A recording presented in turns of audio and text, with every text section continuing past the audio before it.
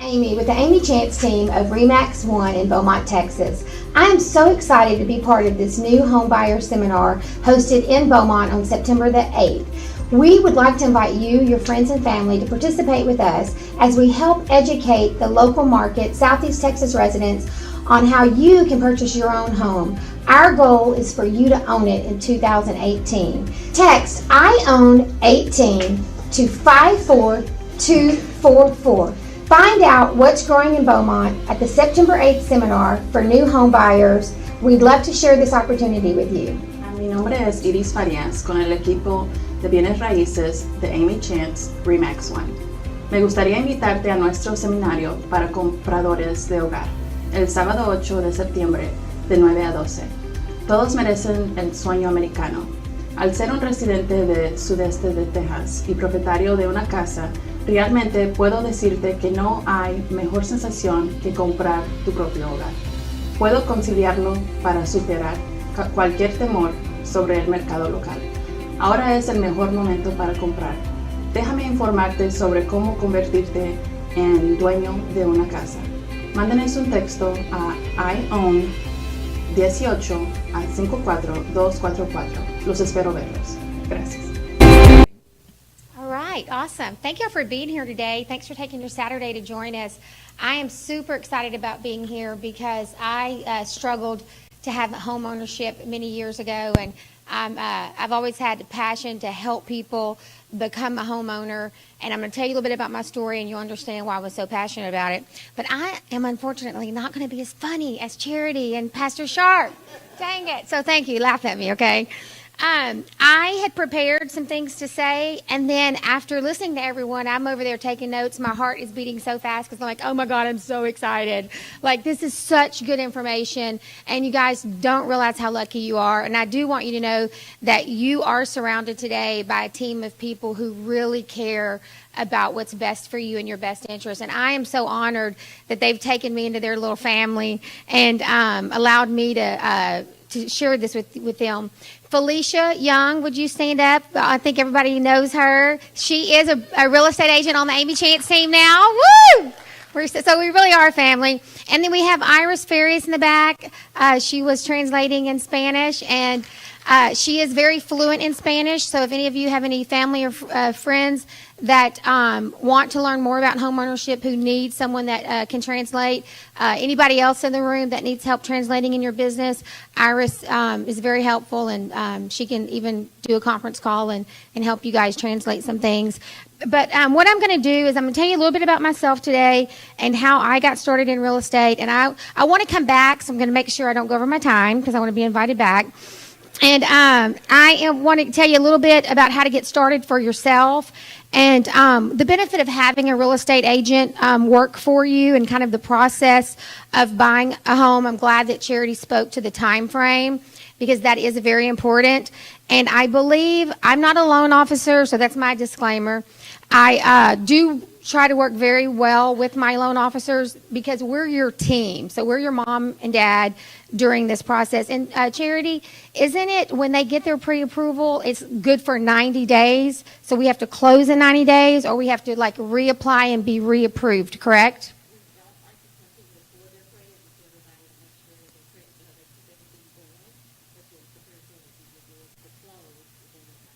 Okay, so some of you, Sherry mentioned she bought the first house that she looked at. That scares the heck out of me, especially if you're young.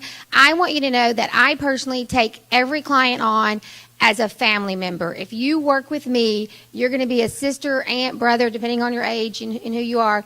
But I'm going to treat you just like I would treat my family members, and I'm very bossy.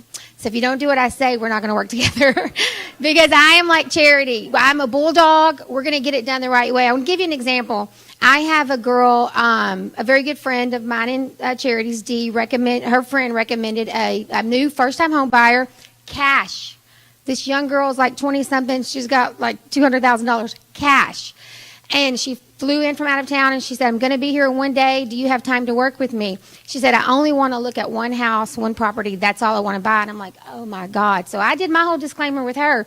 Hey, I'm going to treat you like my family. You're scaring the heck out of me. You have X amount of dollars that you want to spend on a house. You only want to look at this property. Can I go across the road and at least show you that other property, And it worked out. This property that she looked at was actually under contract. And the agent was having a problem. The listing agent was having a problem with the buyer's agent and the buyer with their financing. So this was the second time they had asked for an extension for financing. And I said, my little buyer's right in front of me. We pick up the phone and we call her. And so I went over with my buyer what I was going to propose. And she said, okay, go for it. I said, okay, you got to trust me. I'm treating you like you're my sister. So I called the agent and I said, I've got a cash buyer. We want to make a full price offer on this house. We want you to go to your other buyers and ask them to walk away, because we knew they had already extended twice. I said, would you talk to your sellers and see if they're, and this is where your bulldog agent comes in at, okay? Because my client knew she wanted this house. And I said, are you willing to ask them to walk away? And she said, let me call my sellers. This is such a blessing. Oh, my God. I said, we will close in 7 days. We're closing Monday, by the way. I said, we will close in 7 days. And so she called the sellers, and they said, of course, call the other agent and see if they'll walk away, if the buyers will walk away. You can't force buyers out of a contract, just so you know. So the buyers would have to be willing to send the sellers a termination, and then the seller would have to be willing to accept the termination and give them back their earnest money. Well, because they had extended, this was their second time to extend, the buyers themselves they weren't comfortable or confident that they were even going to be able to close, and they didn't want to keep the seller from a cash transaction closing in 7 days. The sellers had already moved out of town, and it was a bit of a burden. So the buyer said, sure, we'll walk away. They sent the termination. They sent the release. My girl got the offer accepted. And the sellers had a inspection report from a previous buyer that they had on file that they presented us. So I let my client read through the inspection report. And she said, and, she's like under 30. And she said, well, do you think I should get a home inspection? I said, I tell you what, I would tell everyone. I said, everyone should get a home inspection. I said, this is a good starting point because, in March the house was inspected by so-and-so, and what was found wrong at the time. They had already made some repairs. I said, let's get another inspector in here. Let's let them look at it for $250. That's not a big expense. And then that way you can compare the two. So she did. So she got the house inspected. We got the house inspected on Friday. She sent me the inspection report, and she said, because I'm trying to close on Monday, and Friday was our option period, everything happened so fast. And the option period, I'm going to go over what that means, but that gives a buyer the right to back out for whatever reason. And her option period ended at 5 p.m. yesterday. Well, the way I work, if an option period ends at 5, it really ends at 3 for us. We do not wait till the last minute, okay? And so she said, ask for these 3 or 4 items to be repaired. And the agent came back and she said, well, I've suggested that my sellers contribute $1,000 towards the repairs of these items. So I go back to my buyer, and I'm looking, I'm not a repairman, but I do have 13 years of real estate experience, so I can kind of eyeball what pricing, electrical, and things are going to cost. So I'm thinking I wanted my girl to have about $2,500, not $1,000. But I go back to my client and I said, what do you think? If there was a dollar amount, what do you think? She said, well, I already done some pricing. She goes, I would be happy with $2,000. And I'm thinking, okay, I want you to have $3,000, but I'm not going to tell her that. But I'll go back and ask. So I went back to the agent and I said, my girl wants $3,000. And she said, not telling my buyer that I asked for that. And so the agent said, well, you know what? I was talking to the sellers, and they did not think $1,000 was going to be enough. I'll call you right back. So she calls me right back, and what do you think she said? So I called my girl who's expecting $2,000, will settle for $1,000. I said, congratulations, I just got you $3,000. And she was so happy, and we are closing on Monday. So that's what having a good agent can do for you. We know more than you guys are going to know during a transaction. So you want to make sure that you align yourself, and I'm not the only good agent. I am a good agent, but I'm not the only one out there.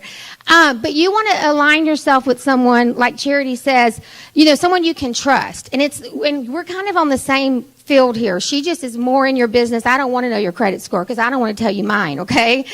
I don't want to know what's in your bank account because I don't want to tell you what's in mine. But you've got to tell her the truth because she then paints me that picture so that way I can negotiate on your behalf and get you the best deal. So I'm not going to want to get you into a house that needs a lot of repairs if you don't have a lot of extra money in reserves to make those repairs yourself. So, I have a lot of single moms I work with. Well, they don't know how to fix ACs. They don't know anything about roof leaks or plumbing. So I don't want them to buy a home that has all those problems. But I might work with a guy from Motiva who can buy a home, at a discounted rate that's got some plumbing issues, that's got an older roof, that's got an older AC, because he's got reserves or he knows how to make those repairs, okay? So you have a boots on the ground person and a real estate agent, no matter who you choose. That agent knows the market. They know how to negotiate the contract. And I've got all kinds of notes, like I said, because I was listening to everybody else's story. And I can relate. You want to find an agent that's going to relate to you. What I can relate to is I grew up in government housing. I grew up in Mississippi and Alabama. We were the poorest of the poor. My parents did not own a home. My mother passed away in June. She never owned a home. Felicia was actually going to help me this year build her a home. We had found a lot in Port Acres, which is where I'm from. And she's got a fabulous organization. And we were going to, that's always been my goal, was to give my mom her own home. And but my mom and dad were married and divorced twice. The second time they were divorced, we still didn't own a home. My parents, we moved every Friday. It was so embarrassing. When they couldn't pay the rent, we moved. So I get it, okay? So my dad was 39, I think, when he bought his first home, and it was in Port Acres, and he did a VA assumable loan, which is a whole other process, and Charity can share that with you. But he needed $1,800 for his closing costs. And I had gotten into a car accident, and I had some money saved, and I loaned my dad his closing cost money to get into his home. And that's a huge, blessing for me, but I was scared to death when I got ready to buy my own home. A few years later, my husband worked at the refinery, but because I had never had home ownership and because we had grown up so poor, I didn't ask for anything. I worked for everything because I knew my parents couldn't give it to me. So my husband and I went and got approved, and we got approved for $60,000. I about died. I'm like, oh my God, no, we can't, no. My husband lived in a brick house on a slab with 2-car garage. I lived in a pink house on piers that was, falling down. And so he's like, Amy, it's only going to be $450 a month. Oh my God, I don't have $450 a month. We got a kid. Where are we going to get this? Looking back, it's like, oh my God, but I was so afraid. And I don't know if any of you are sitting in the audience today and you have your own struggles and your own situation where you allow fear to hold you back. It was the biggest investment we made. We had a gift letter. We borrowed $1,500 because we didn't have any reserves. So from my perspective, following Charity, I don't want you to feel like, well, I don't have $5,000, I can't buy a home. I call it a credit portfolio. So you have all these moving parts that affect your credit worthiness, whether or not you can afford to get a loan. It could be reserves, money in the bank. It could be a great credit report, a great credit rating. It could be a great, payment history. It could be a great mom and dad who have their own money that will gift it to you to help you get started. So my husband's grandmother loaned us $1,500, and the gift letter means that you do not have to pay it back, because if you had to pay it back, then that would affect your debt. I didn't have a job, and I don't think I went on the loan, but I went on the deed because I didn't have a job.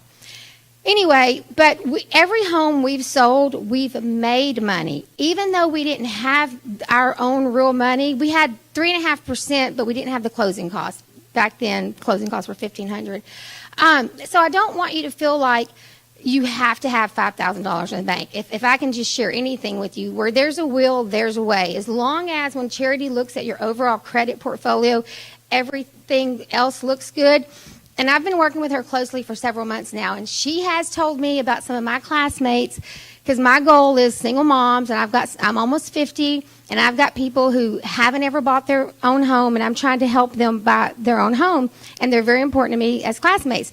And Charity's like, Amy, she isn't already. She is not ready. I'm like, but this and this, because I'm a problem solver. She is not ready. Give her 6 more months. I'm like, okay, we got to wait 6 months. But 6 months will come and go before you know it, okay? So if you start now with Charity and she puts you on hold or she puts you off, just work her plan, just do it, because you will have home ownership. My husband and I bought a home. We probably bought 7 homes. And one of the homes, when we sold it, when we first moved to Beaumont, we sold it after about 3 years. We made $25,000 off of that home, and we bought it. It was under $100,000 when we bought it. When we sold it, we were the highest sales price in that neighborhood, and since then that neighborhood has gone up. So the point to that story is, when you do rent, you never get that money back when you walk away. You may get your deposit back, right? But that's it.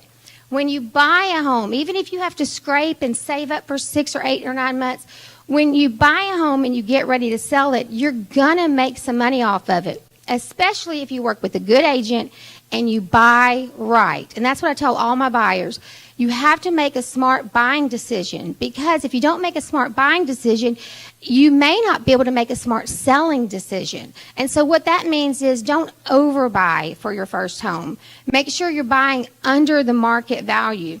So for instance, the neighborhood, I live in Old Town. The neighborhood I live in, my price per square foot, the average is like $72 a square foot.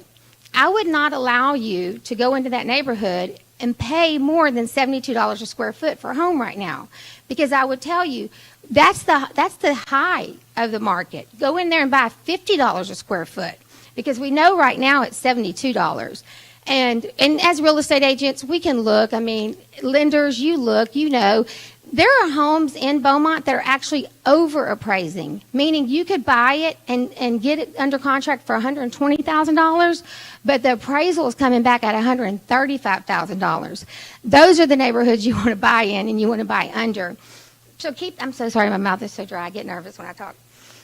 But anyway, so those are things when you have agent representation. Our job is to represent you. We have an obligation. I have a license on the line. I could lose my license if I do anything illegal or unethical. And there are agents out there who do it. And if you work with them, please tell on them. But well, because they make us look bad. They really, give us a bad reputation. But more importantly, they affect the consumer negatively. And, we're here. You guys are supposed to trust us. We're the experts in the market. We're supposed to hold your hand through the process and be honest and truthful.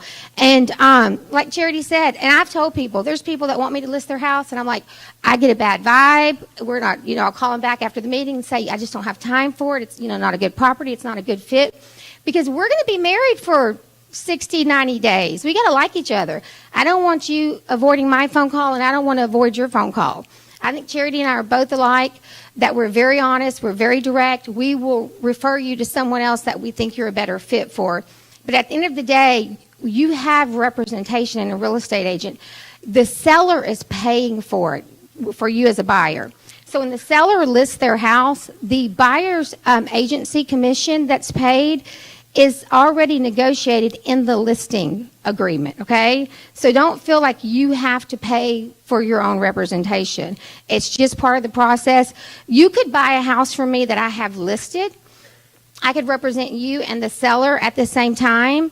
That's called an intermediary status, which we would explain to you. Or because I have these buyer's agents that work with me, I would refer you to one of them, and then they negotiate on your behalf.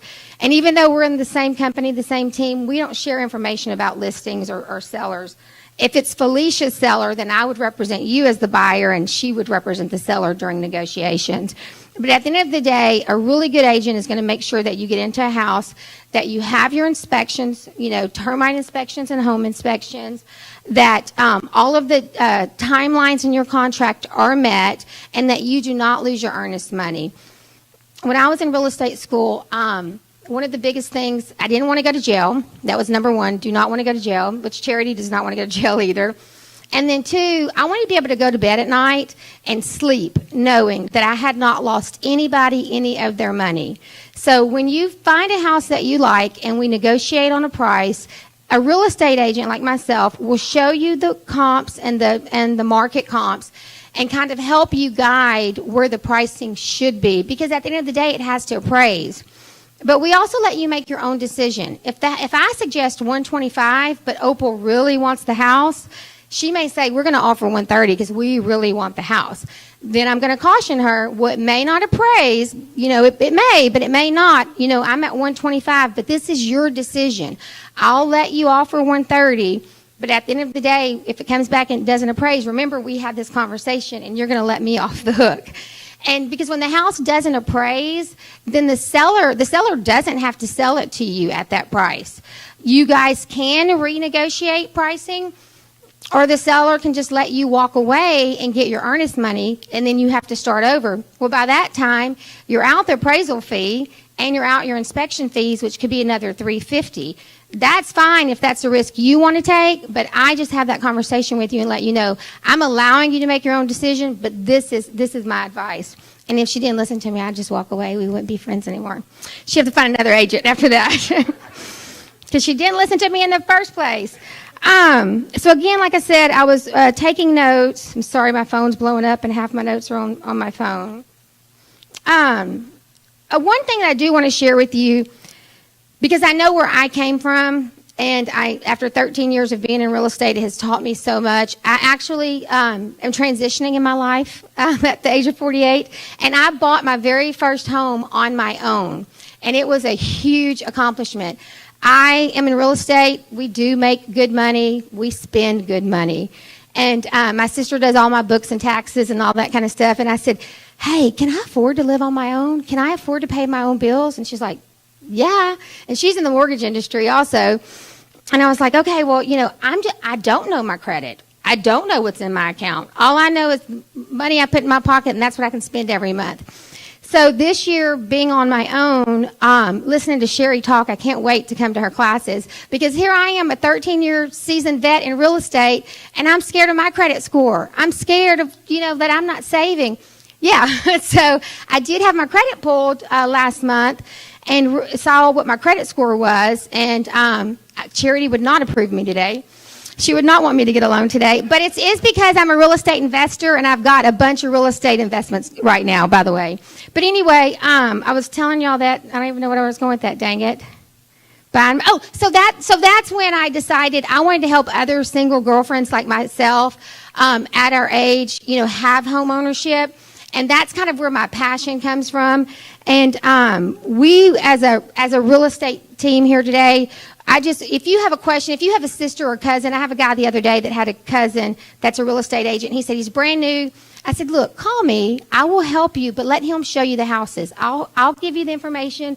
I'll help you with negotiating, but let him show you the houses and let him make the commission. So even if you have a relationship with someone, like Charity said, another lender, another real estate agent, don't hesitate to call us and let us help you, give you advice and opinion. That's what we're here for. Buying a home helps you build wealth, and I know where I was going now. Building new construction. I did not think that I could buy resale, much less build a new home. I am currently just finished my first project as a real estate investor, building a brand new construction. And I work with a lot of builders in town, and I know we've got some projects here that we're going to share with you today. But I want you to open up your imagination. I want you to think big. Pastor was talking about faith. Faith is dead without works, but we're giving you all the works today. So I want you to dream big when you leave here. I want you to know, you can start out at a $40,000, $50,000, $60,000, $70,000 house, but you can also have a brand new home, $189,000, $229,000 if you do everything these people tell you to do. And it can be something new that you design and you build, you dream up and find the right builder. So don't let your dreams just be at your first home. Get in that house for 2 years. I say 2 years is if you buy right, you should be able to sell it in 2 years, make some money, and build new. So I want to encourage you, because we kind of are out of the resale market.